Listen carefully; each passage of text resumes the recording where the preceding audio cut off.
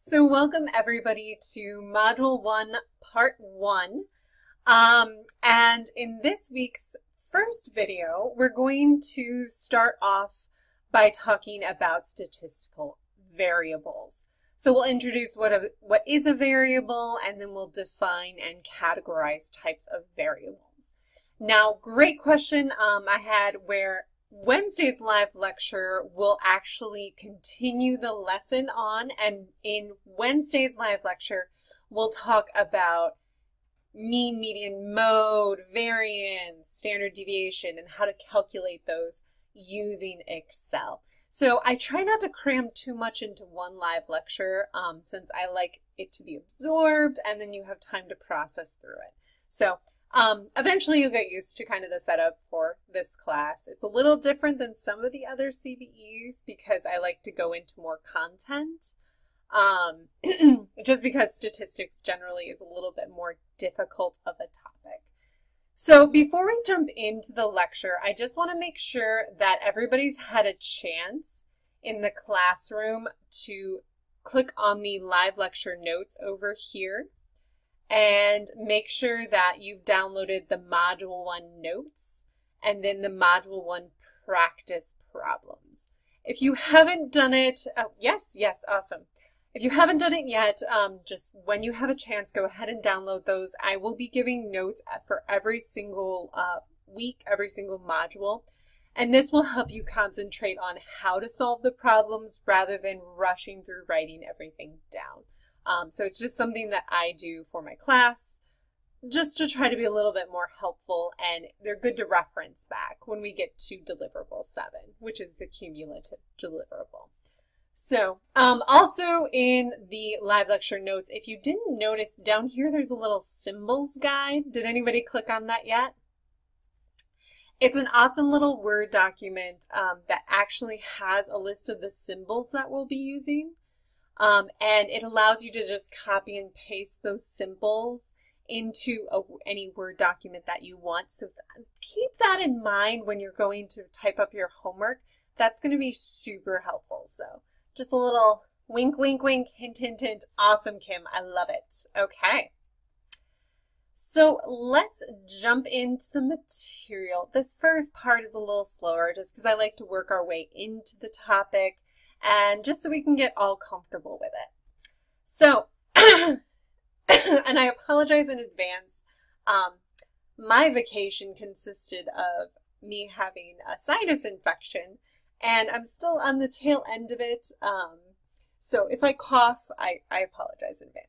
So in statistics, we want to study populations to understand how they function and work. So those populations can be anything from the actual population of like the US to things like the population at Rasmussen, or looking at a certain breed of dog or a certain type of pen or anything like that. That can be a population.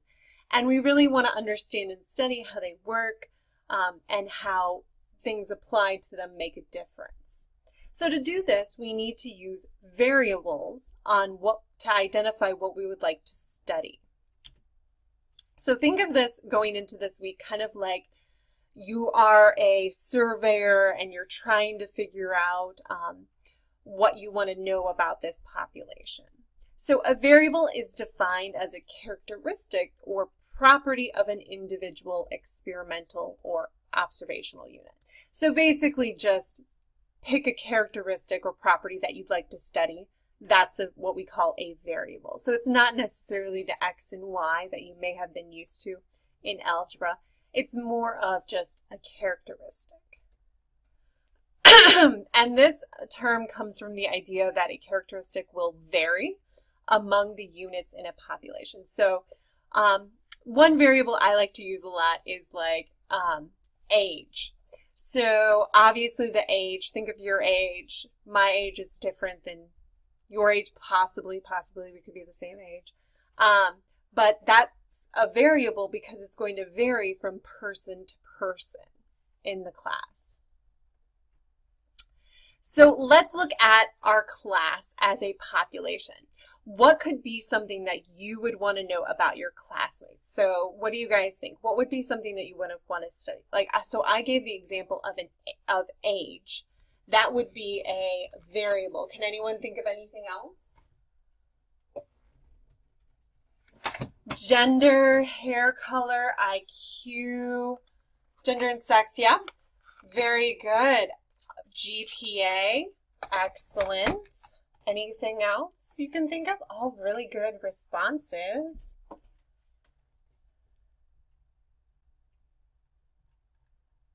Maybe something like, what do you guys study? So what's everybody's major? What are they going to school for? Any sort of question you can ask. Let's try that again because, yeah, my microphone is angry. Okay, so you guys gave all wonderful examples of variables. GPA, age, what you're studying, where do you live, blah, blah, blah, blah, IQ. Great, great examples. All really wonderful. And we'll explore more variables as we get into this week's lecture. So we can further define these variables that you guys gave me. We can define them as either quantitative or qualitative. Now, these are words that you would want to use on like Scrabble or something because you're like, ooh, Q, that's going to give me big points. But really what's going on here is quantitative signifies a variable that requires a numerical answer. So one way that I like to remember it is quantitative has this N in there, has an N in its word. So N numerical, that's kind of how I remember it. You know, you got to find those memorization techniques when you can. So can anybody think about the variables that we just talked about? What would be examples of quantitative variables? What do you guys think?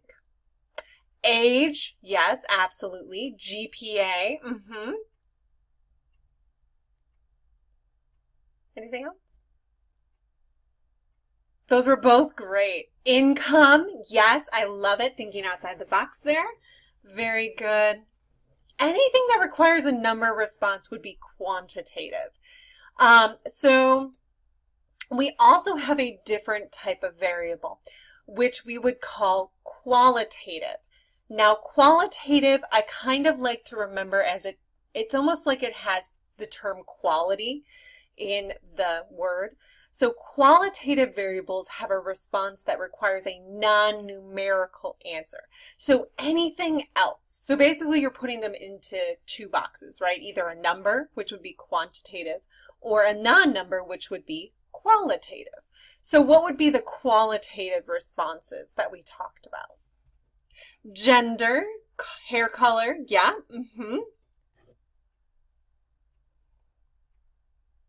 City, great. What's your study? What are you studying at Rasmussen? Anything like that. How happy are you? Anything like that would be qualitative because you're going to have a non-numerical response. And quantitative and qualitative variables are both important when you're doing a study because sometimes it's nice to have that numerical answer. However, sometimes you want more of a response that requires thought. So like maybe a longer answer or maybe how are you feeling type of answer. So they both have their benefits when you're looking at these. So let's just go through a couple variables that I'd like you guys to tell me if it's quantitative or qualitative. So this is the interactive part. Instead of having to spell these out, because I know you're looking at those words like, spelling bee time, just go ahead and use N for quantitative and L for qualitative when in the chat box, just so it's a little bit easier for you. And then we have a cute little puppy just to keep us entertained. So how many pets do you own? Would that variable, so this is a variable, would that be quantitative or qualitative? Absolutely quantitative. You're looking for a number response there. How many? Number response. The type of pet you own. So would this be quantitative or qualitative? Yes, L, so qualitative. because you're going to be responding with things like dog, cat, fish. I don't know. Does ferret? What's some other exciting animals you might own? Snake. I don't know. That would be exciting for me, but, you know. Rabbit. Oh, that's a cute example. I like that. Parakeet. There we go. Yeah, absolutely. I love it. So here's the next variable that I would want. Oh, chicken. That's a good one. My friend actually owns some chicken. So how friendly each of your pets is on a scale from 1 to 4. So imagine a scale 1, 2, 3, 4, and you have to choose one of those numbers on how friendly your pet is. So even though you're thinking, oh, my pet is super friendly, you would respond with 4, right? So you guys are absolutely correct. That would be quantitative, a number answer. Awesome. And what about the weight of your pet? Would that be quantitative or qualitative? Absolutely. Good job. Yes. Although some people might be like, my pet's fat, and that would definitely not be quantitative, but you know. My little Scotty's a little on the chunky side, but we like to pretend that she's okay. Okay, so let's actually look at quantitative, so the number variables, a little bit more in depth. So we can further define the quantitative variables, and we can define them as either discrete or continuous. So think of this as we're just looking at those number variables and we're trying to differentiate the number variables. And this is going to be really important for next week. So this is why we're talking about it. But what is the difference between discrete or continuous? So a continuous variable is a quantitative variable, so it has to be quantitative, number response, that can take on any value between two specific values. So basically think of this as this is a type of variable that has an infinite number of responses. So what are some examples? Well, if you think of weight, like normally you would say make up 150 pounds. Okay, I just made that up. I don't want to actually tell you my weight because, you know, I'm a female, so no, thank you. 150, okay? Normally you'd be like, oh, that's my weight. But in reality, usually your weight has a decimal attached to it, right? Like 150.963. You could keep on going to infinity. So anytime you can specify between a range, so like you could be anywhere between, you know, 150 and 151 in reality, that means it's continuous. The same thing with time. Time, you know, you're thinking of like seconds, milliseconds, getting down into that nitty-gritty of time. Same thing with age and price. So age, even though generally we say, oh, I'm 31, that's my actual age, but I'm 31 years old. I don't go, oh, I'm 31.65, you know, years old. You actually want to round down, right? That's generally what most people want to do. So age, because it's actually on that continuous cycle, you're very, very rarely like 31, right? So I'm like more like right around here in between 31 and 32. So it's somewhere on that cycle. Another example is price or dollar amount. So generally speaking, you don't have just like $2, right? $2 to $3, right? Generally speaking, you can be anywhere between 2 and 3, right? You can be anywhere between there. So it's on a continuum, so it's continuous, okay? Infinite number of possibilities. So the best way to look at this is to compare and contrast, right? To really differentiate these two. So let's look at this idea of discrete variables. So a discrete variable is a quantitative variable, so we're still looking at that number response. And it the difference is it can only take on a certain number of values, or there's limited possibilities. Generally, what I like to think of this is if you think of the number line, okay, it could only take on like 150 or 151. It couldn't take on those values in between. So some examples of variables that are discrete would be something like the number of students in this class. Okay, so between two sections, I have like 394 students. Yay! Super excited about that. Yeah. So obviously I can't have like half of a student, right? I'm not going to chop one of you in half because that's just insane. But so we can only have 394, 395, 396. So it goes in increments. We can't cut someone into parts and stuff. This got really disturbing really fast. I'm super sorry. Okay, let's just move on to something more exciting. Your score on your deliverable. So let's tie it into class. You're like, wow, she got weird real fast. Okay. It is Halloween, right? So score on your deliverables. What can you guys get on your deliverable? Did anybody watch that intro video? Or anybody that's taken a CBE class before? 0 through 4, right? So 0, 1, 2, 3, 4.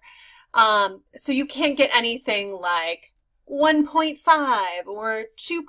It's either 0, 1, 2, 3, or 4. I mean, that's it, okay? So that would be a discrete variable. You can't get anywhere between those two. And then something like the number of heads when flipping a coin. If you're flipping a coin, because I know you guys do this so often, imagine flipping a coin and just counting the number of heads you get when you flip that coin. You can't get half of the head. That doesn't make any sense. You either get 1 head or 0 heads, right? So that would be an example of discrete, countable, okay? You can't have in-between values. Okay. So let's go ahead. Oh, I should probably prep you guys before I give you the questions. So let's go ahead and practice whether these examples would be discrete or continuous. So discrete, just go ahead and write a D for discrete, and then write a C for continuous. Now remember, discrete is the countable, okay? Responses can only be countable. Continuous means infinite possibilities anywhere in between.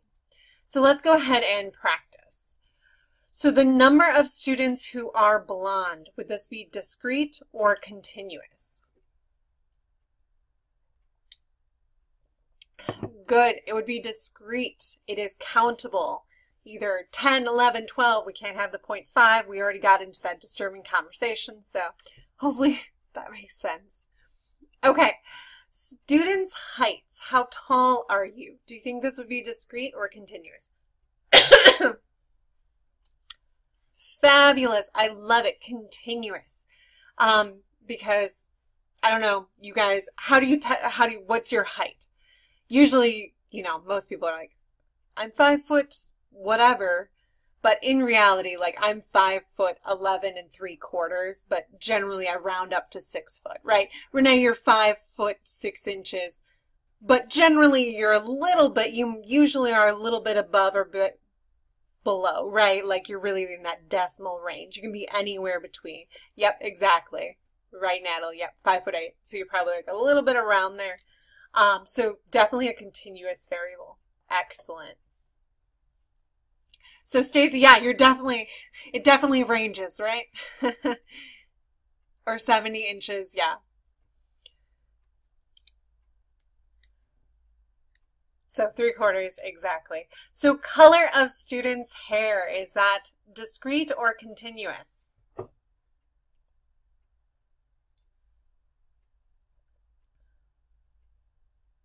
What kind of responses would you give to color of students' hair? That's my question. What kind of responses? Blonde, red, brown, Gray. What type of responses are these?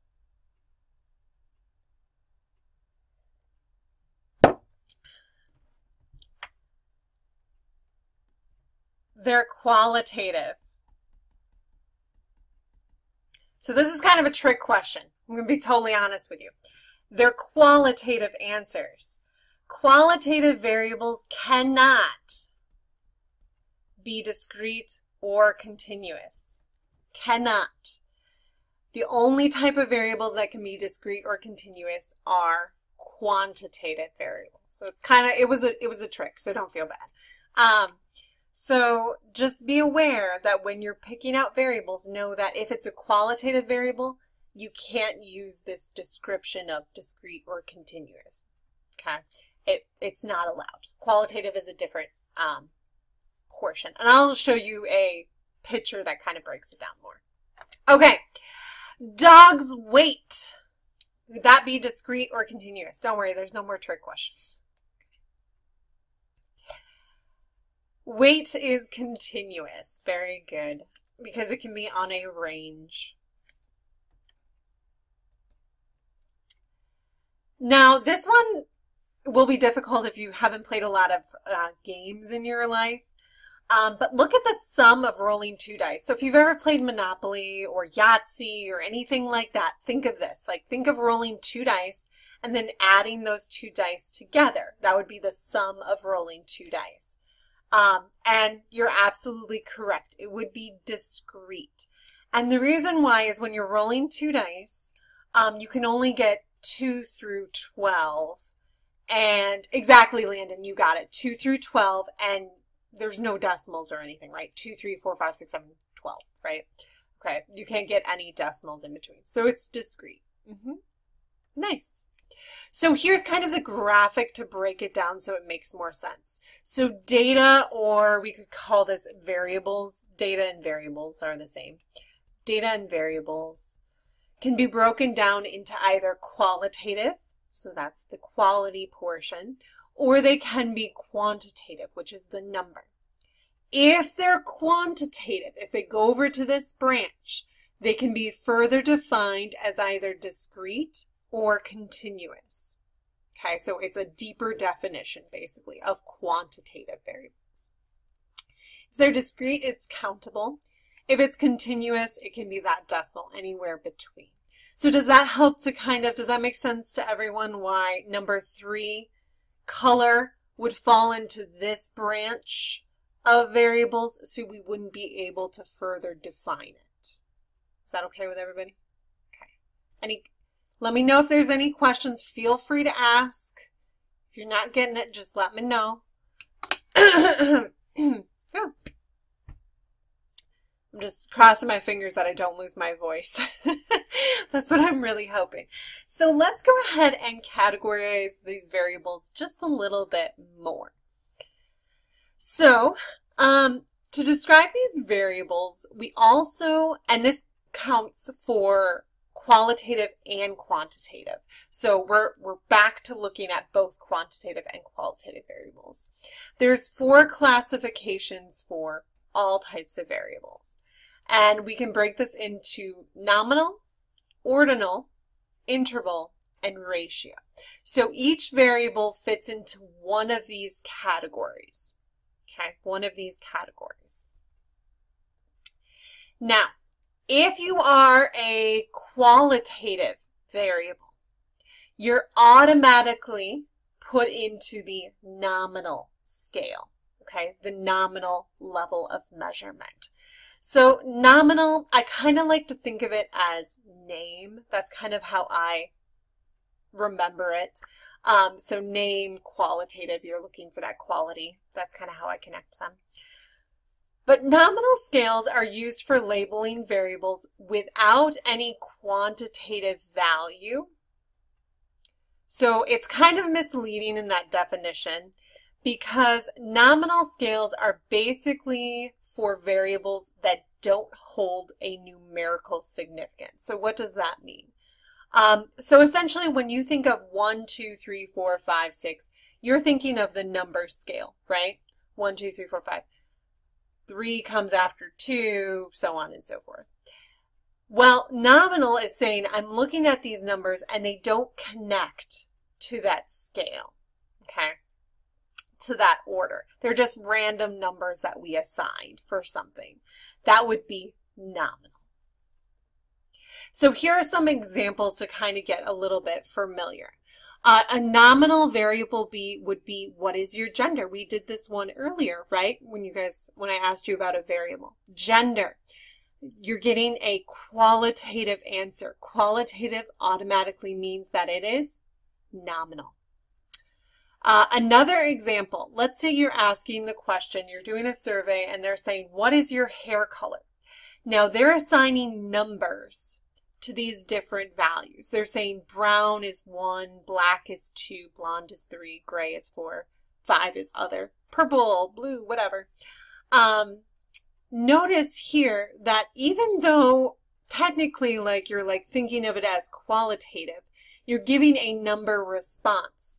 That number response means that it's quantitative with an N. However, these numbers don't hold any numerical significance. That's the difference. Because we could switch any of these numbers, 1 and 2, make black 1, brown 2, and it wouldn't change the problem, right? It's not going to change the order of the numbers. It doesn't matter. The numbers don't hold any numerical significance, so we would say this is nominal. The next one, where do you live? You're answering A, B, and C, so that's qualitative because it's non-numerical, so that's pretty obvious. I think I asked that question later, so just keep that in mind, that nominal, any qualitative variable will fit in here, and any variable where the numbers don't hold any numerical order or sense at all. They're just kind of random numbers. If you think of random numbers, that would be nominal. And we'll look at more examples, so don't worry if it's kind of a little bit fuzzy right now. Now the next one, the next step up on the scale for level of measurement would be an ordinal scale. An ordinal scale looks at the order of the values, which is important, and significance. But the difference between each of it is not really known. So you're looking at, this is kind of like first, second, third place. But the difference between 1, 2, 3 is not like the number line. So think of this as like if somebody's running a race and the first person finishes real fast and the second and third person are close behind, but you know, they're a little bit later, and then they both almost end at the same time. There's not an equal pace between them, but they're all ordered, hence ordinal. Ordinal. So anything like that where you're first, second, third, but the difference between them isn't really specified. It's not like a number line, essentially.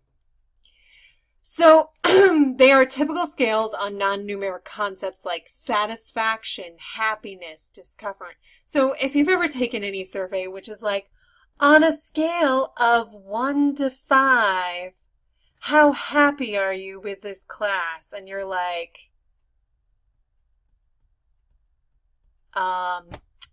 4. Pretty happy, but maybe I'm not happy about a couple things. So I'm going to go at a 4. I'm just making this up right now. But really, we don't know the difference between a 4 and a 5. To me, I might have a different scale between a 4 and a 5 than perhaps Renee, what you would have the difference between a scale of 4 and 5, right? It just depends on that. So here are some examples. How do you feel today? 1, 2, 3, 4, 5. It's on a scale where 1 is very unhappy, okay, happy, very happy.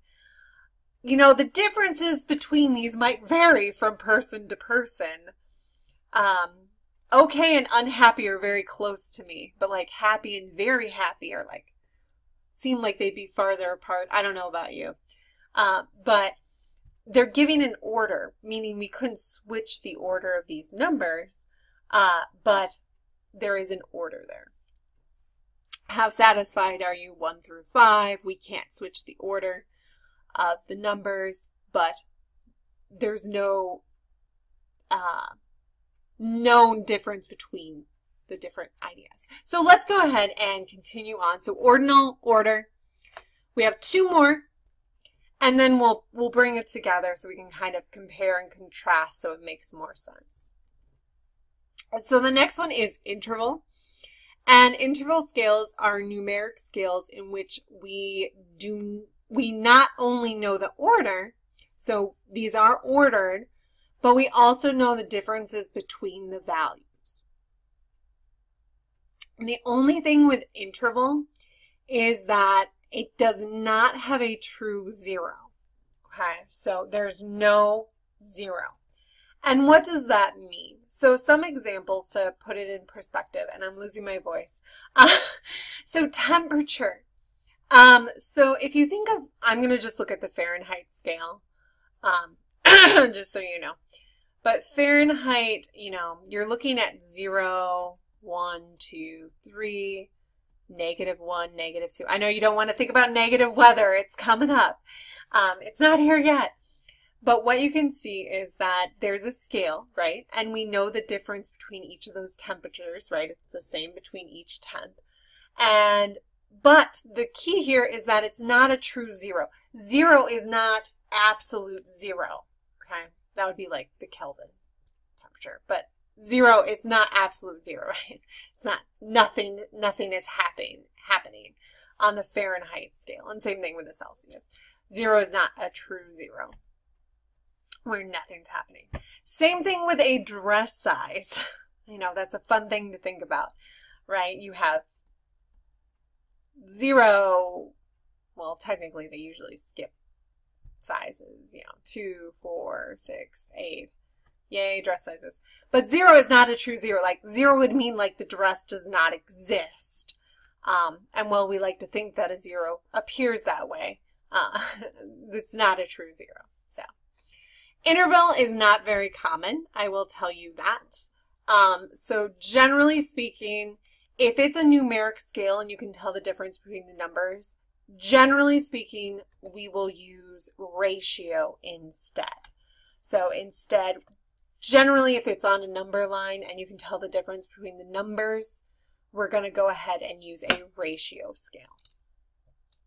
And ratio scales, number line, but 0 is an actual true 0, meaning that when you hit 0, there's nothing. Okay, 0 means nothing.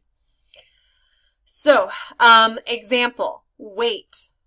If you are a 0 weight, there is nothing. Okay, there is nothing there. And weight goes on the number line, right? We can tell the difference between 150 and 151 and 152. It's same increments. Number of students in my class. If I have 0, that means I have no students, right? And same increment between each of those students. And then distance traveled to work. If you're at 0 distance, obviously that means you didn't go anywhere. You stayed home from work that day. Okay. Sorry, got something in my eye. Okay. So let's try to bring these ideas together to kind of make sure we're all on the same page. So here I want you to think of it like a step, okay? So each one gets a little, builds on the other one, gets a little bit more detailed. So nominal, these attributes are only named. This is like the weakest level of measurement. So all qualitative variables fall into this category. Anything where the number doesn't actually have any really representation of what we think of as the number line would fall into this category. The next step up is ordinal, where you're ordering the data. The next step up is interval, meaning that the distance between the numbers is meaningful. So you can think of intervals, same distance between each number. However, interval does not have a true 0. And then ratio is the best level of measurement. It's at the tippy top there. And this would be when there's an absolute zero, there's a number line. A lot of variables fall into the ratio category if there's a true zero, even if it's not given in the data. So here's another just graphic to kind of illustrate the differences between them. So you can kind of see which one is covered. It's the same thing I talked about, just a different way to look at it. Okay, so now is the fun time for you guys to tell me if these variables are nominal, ordinal, interval, or ratio. So just in the chat, type in either N, O, I, or R for ratio. So remember, and that's actually listed in order from weakest to strongest level of measurement. Numbers printed on your favorite team's jerseys. So if you're into like any type of sport, you'll know what I mean. What do you guys think?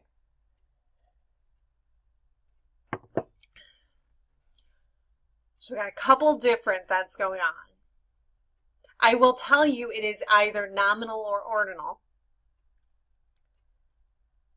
If it helps, I will tell you that the numbers printed on your favorite team's jerseys are random. One person can have the number 23 and the next person can have 46. It does not matter. So if I tell you that, what do you think the level of measurement is? Yes, it is nominal. Very good. Excellent. Because the numbers don't mean anything. It's not giving any order to the players or anything. They line up in different orders like 0, 0 and 5. And I don't do a lot of sports, so you guys can help me out. If there's a number of a player that you really like, you know, you can list it and it doesn't matter. It's just random, right? They can pick whatever number they want, usually. How about GPA? What do you guys think? Is this nominal, ordinal, interval, or ratio?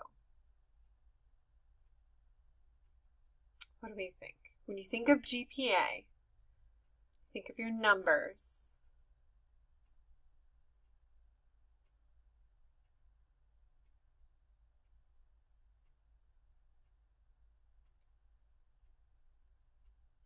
Good. It is ratio. It's the highest level.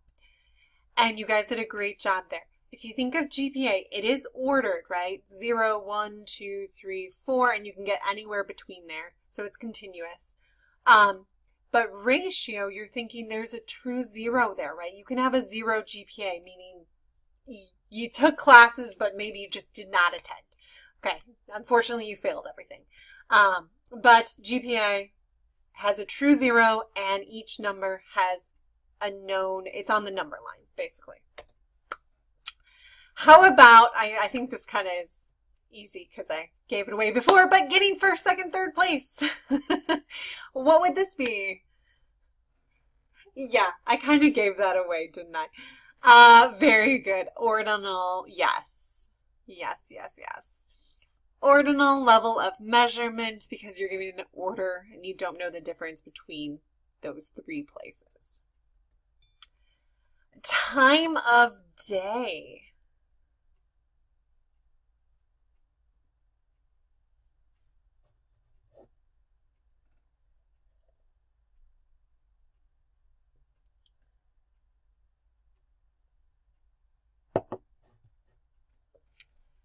Okay, so this one's a little tricky because it depends on how you look at it. I will tell you it's in between interval and ratio. Now, if you look at it as our 12-hour clock, that's normal, right? We go from midnight to 1 o'clock to 2 o'clock to 3 o'clock to 4 o'clock, 5 o'clock, 6 o'clock, you know, back to midnight. So there's actually not a true 0 there. So you guys would be absolutely correct. For the 12 clock, it would be interval. You're correct, yes, because there's no true 0 for that. However, if we look at military time, you can have 0, right? Is anybody in the military that can, or was in the military that could, yes, so you know, yes. You can actually go 0 because it goes from 0 to 24. Oh, you use military time in the hospital. Gotcha, gotcha, gotcha. Yeah, 0 to 24. So that would be ratio if there's a true 0. But that one's a little bit trickier. Don't worry, we won't put that on the quiz, okay? There's no quiz in this class, but you know what I mean. Not on the homework. Oh, last one, sorry. Religious preference. What would that be? Nominal, ordinal, interval, or ratio? What do you think? Nominal, you got it, because it is, what would we call that variable?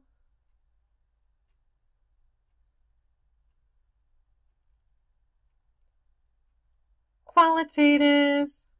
Yes. Yeah. See, you guys were just typing it. It just takes a little while to type. You got it. Excellent. Okay. So in this first part, I just wanted to get you guys used to some of the terminology, and I'm going to get you started on the homework. So I'm just going to review it real quick. We're going to jump into one last example, and then we will go to the homework and talk about that first deliverable so you guys can get started on it. So just a quick review. A variable is any characteristic that you want to study. And we talked about tons of variables today. And variables can be broken down into either qualitative or quantitative. Quantitative has the number. Qualitative is the quality, non-number. If you are quantitative, forgot which area I put that in. If they are a quantitative number, they can be discrete or continuous. Discrete is countable. Continuous is on the interval. It can be an infinite number of values between there. And remember, qualitative cannot be those things though. Qualitative is in its own branch. Then for all of our variables, we can have a level of measurement. And the level of measurement really tells us if we're doing a study. So if you guys ever have to conduct a study, if you go on to future things in statistics, you have to know how good is that variable. How good is that variable that you're studying? And you go by the level of measurement. If it's nominal, that's the lowest level. Ordinal, then interval, then ratio is the best type of variable to study. So different levels there. Okay, so let's pull up the Excel example. So this example is actually given in the live lecture notes. It's right here. It's next practice problems. And here is the Excel document. And what I did is I just came up with a bunch of random names, their major, quarters they've completed at Rasmussen, their location, and then their age. Okay. And if you look through some of these, you may be realizing how nerdy I actually am. Hopefully you appreciate that. If you don't, that's okay. Let's just go ahead and get into statistics. And I got one appreciation, one smiley face. Thank you. So let's go ahead and go into the questions. So notice that each column represents a different section, right? Different question that I asked them. And then each row is just a different person's response. So if you were to look at this Excel sheet, how many variables are there in this Excel sheet? Does anybody think they can identify how many variables are there in this Excel sheet? Remember, variables are the questions that I'm asking. Excellent. Very good. We would say that there are 5 variables, and the variables would be each of these columns. Each of these columns is a variable because it each represents a different question that I'm asking. So name would be one variable, major would be another, quarters completed, and then location and age. Now I want to look at each of these 5 variables and I want to classify them further. So for each of these variables, I'm going to ask you, are they qualitative or quantitative? So let's start with name. Is that qualitative or quantitative? So use the L or the N in there. Absolutely, this is qualitative. Okay. What other ones are qualitative, would you say? What other variables would be qualitative? Major would be qualitative.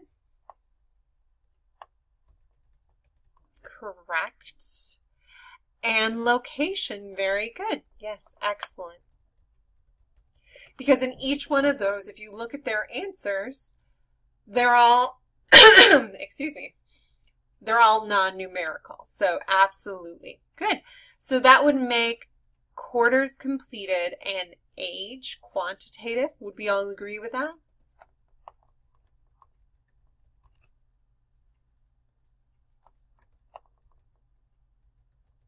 No. Okay. I'm going to go ahead and actually highlight these. Boom. Okay. Okay, so actually this isn't a question on there, but I could have made it one. We want to go ahead and we're going to look only at the quantitative variables, and we're going to ask ourselves, are these quantitative variables we're going to ask, are they discrete or continuous? US. Oh my God. There we go. Okay. So let's start with quarters completed. Do you guys think quarters completed is discrete or continuous? D or C?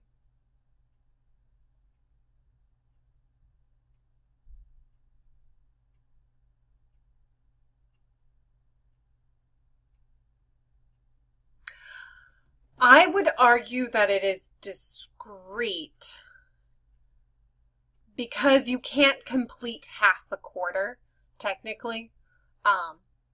If we're looking at this from like counting towards anything, you can only complete 0, 1, 2, 3, 4, so on and so forth.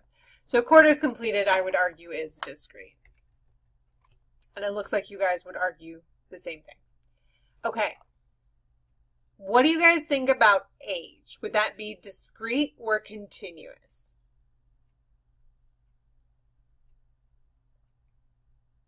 Oh my gosh, I'm so proud. Okay, yes, I would say that it is continuous.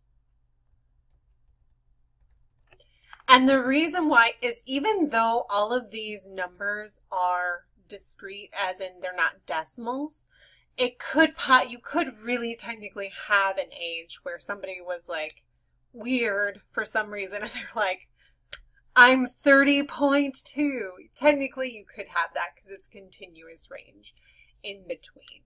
So it's really one of those play it by ears. But if you can have a decimal, we consider it to be continuous.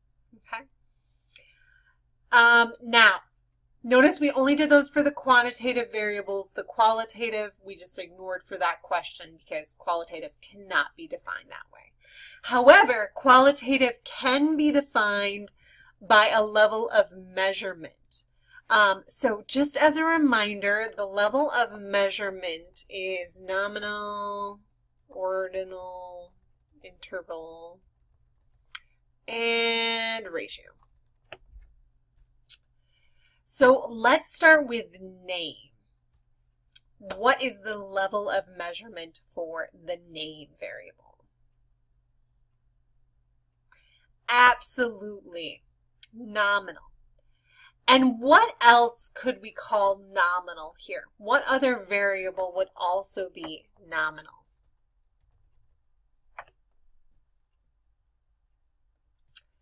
Major. And location. Why can we call those, oh, I almost said location. Why can we call these nominal variables?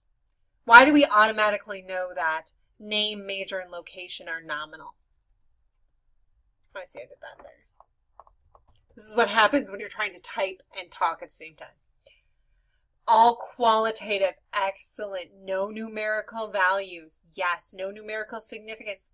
Excellent. Okay, I love it. All great answers. So, exactly, Holly. Let's look at quarters completed. Now, what's the level of measurement? Nominal, ordinal, interval, or ratio? What do you guys think here? Quarters completed.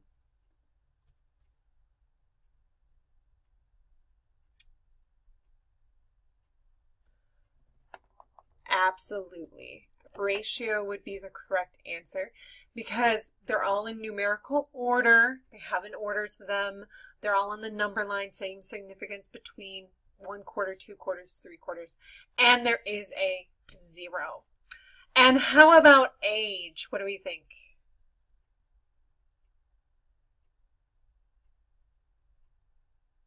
What would it be? Nominal, ordinal, interval, or ratio? What's the level of measurement for age?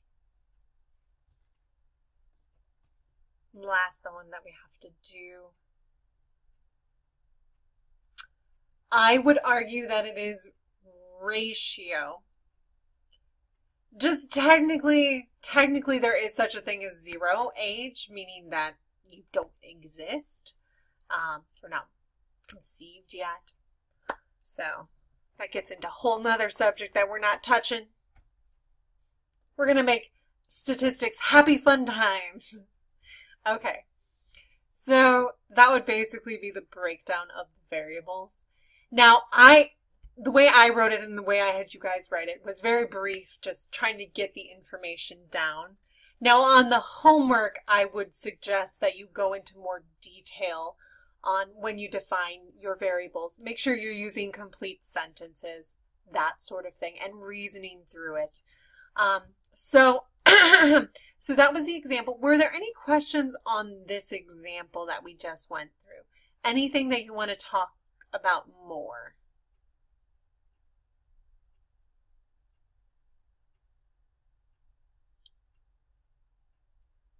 Okay. If there is, just let me know, even if you're watching the recording and you have a question as it comes up. So what I want to do now is I want to go ahead and look at deliverable 1. Yep. Deliverable 1, so I'm just clicking on the course project, and then under the course project is all of our deliverables. I'm going to click on deliverable 1, and then it's going to open up here. This is deliverable 1. Now it can kind of look intimidating because there's a lot going on, but let's break it down. So basically, in this scenario, and this information is, this spreadsheet that we're going to use is going to be used for deliverable 1, 3, and 4. So essentially, everything that you do for this first deliverable, make sure you hold on to it because it's going to be handy when you go to deliverable 3 and deliverable 4. Wink, wink. Okay, hold on to it. So basically, a major client of your company is interested in the salary distributions of jobs in the state of Minnesota that range from $30,000 to $200,000 per year. As a business analyst, your boss asks you to research and analyze the salary distributions. You are given a spreadsheet. So you click on that spreadsheet and this will download. So this is the spreadsheet that you're given. Okay. So you can see there's job titles, different jobs. You have to scroll a lot.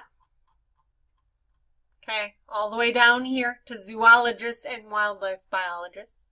But you can see for every job title, you have the average salary for that one. Okay, all the salaries are in the second column. Okay, so just 2 columns here. Just 2 columns.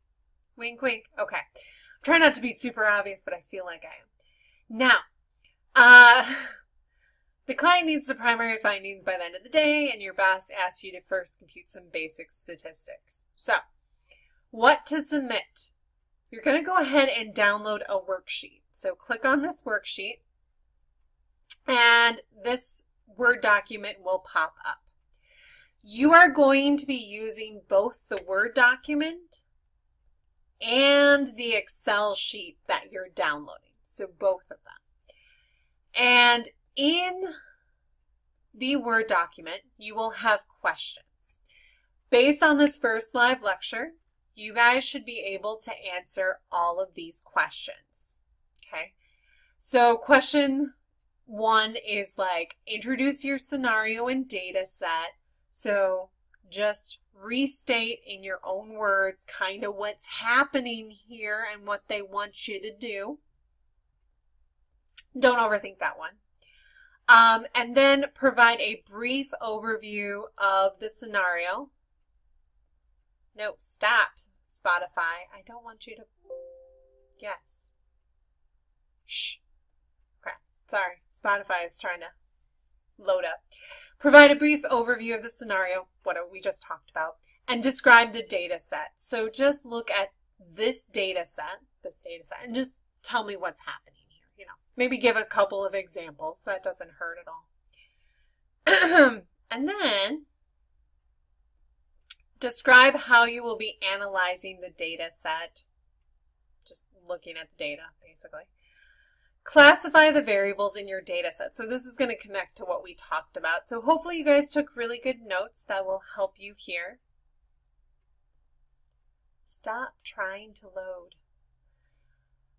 So what you're going to do is you're going to classify the variables. So looking at this data sheet, what are the variables? And then define each of the variables. So tell me which variable is quantitative, which variables are qualitative. And then if for the quantitative variables, you're going to go further and tell me if it's discrete or continuous. Remember that when you're answering these questions to use complete sentences and explain yourself, because in the rubric and in all of your worksheets, you're going to want to explain, you know, just a quick sentence of this is qualitative because, and just use the definition of qualitative variable. Don't overthink it, right? This is discrete because, or this is continuous because, blah, blah, blah. Just use the definitions there. And then describe the level of measurement for each variable included in the data set. So make sure you just say, for the variable blah, it is insert level of measurement here because, and explain why. So you're going to answer all these questions just right in here. There's no real calculations you need yet, okay? Just make sure you're answering all your questions in this box here, okay? Now, on Wednesday, there is a live lecture at 1 p.m. I know it's in the middle of the day, which is hard for a lot of people, so if you can't make it, I will be recording it and then posting it later in the day. But we will be talking about, question 2, which talks about the measures of center, question 3, which talks about the measures of variation, and we will also be going through how to calculate each one of these values using Excel. So make sure for next week, if you don't have Excel installed, you need to make sure you have Excel on your computer so you can use it, because we're going to be doing some example problems together to kind of work through those. And we will be using this example worksheet to work through it. So we'll be using, doing some calculations on this example problem. So just make sure that's downloaded. You have Excel ready to go for Wednesday.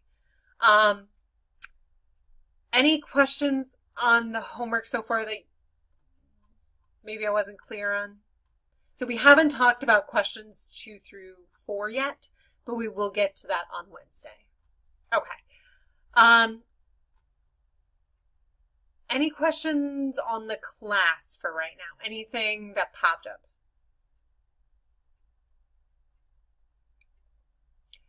So if you have questions, what I would prefer, just personally me, is to just email me those questions. That's perfectly fine. Just remember that you have 3 chances to submit. So generally, if you have a question like, is this correct? Generally, I prefer not to get those emails. Instead, fill out the entire worksheet, submit it, and then if you get any feedback where you're like, I really don't understand that feedback from the assessment faculty, reach out to me, just send me a quick email, and I'm happy to either further explain it or kind of like work with you to understand it. And if need be, we can always set up a time to talk over the phone. I'm just not, getting a bunch of phone calls each day is a lot, but I will talk to you over the phone if we need to, but generally email's easiest because I can type it out. Okay, I overkilled that explanation. Any other questions? Any version after 2010, not including 2010. Good question, Stacy. So if you have 2010 or earlier, like 2008 or anything like that, it's going to be a problem. So you can call the PSC if you have an older version, and you can actually get it installed for free. Just let them know that you just want Microsoft Office for your computer, and they can download it for you. And Mac does work. I believe it's 2013 Mac version of Excel does work. There's a couple things that are a little tricky, so if you have a Mac version and it's not working, you can always email me when we go to those formulas, and I can tell you what you should be using instead. So just keep that in mind. Great question. Anything else that you can think of? Professor, I have a question. Sure. What's up, Renee? I don't know if you saw. So, okay, how many questions total are in the assignment for Module 1? Is it just those 4? It's just those 4. Just those 4. Okay, and we're going to cover the rest on Wednesday. Correct. Correct. Okay. Thank you. That's what I'm... Yep, no problem. So PSC, if I didn't specify, is the Rasmussen Personal Support Center. And you can do that by going down to, I believe it's Help. You want to click on Help. This is at the very bottom of every single screen. And the Rasmussen Personal Support Center, their number is 866-693-2211. So if you ever have any technical difficulties, feel free to call them, and they are 24/7. They don't cost anything. You just ask them for help. Like, I can't log on to this, and then they'll help you. Yep, absolutely. So that's the number that you would want to call.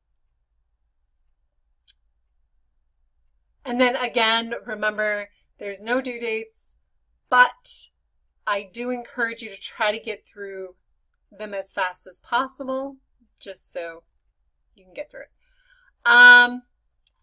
There are no quizzes in CBE, which is good, right? You just have to make sure you get through that deliverable 1 and you have to pass it. You do want to take the to get credit for the live classroom. You can go ahead and click on this live classroom link, because you technically only have to watch 1 live classroom for each module. However, I do encourage you to watch all of the live lectures for each module. Just sharing that fun fact there. But make sure you go to Module 1 and just fill that out after you get done with the live lecture. You can always wait to do this Module 1 live classroom until after Wednesday as well. Either one is fine with me. Just start it and then go through those questions. It's not anything super difficult. Yeah. It's really just like, did you watch the live lecture? Yes. Do you have any questions on it? And you type out any questions, and then how does that tie with the competency? So just looking at the competencies for each week. Okay. So I'm a little over 6:30, so I'm happy to stay on if there are any other questions. So I'll stay on for a few minutes, but thank you so much for coming tonight. Hopefully you're feeling good about the good start and you're ready to get done with that first question on the deliverable. And if anything else pops up, just let me know. Bye everyone. I hope to see you on Wednesday. Bye. Have a great night.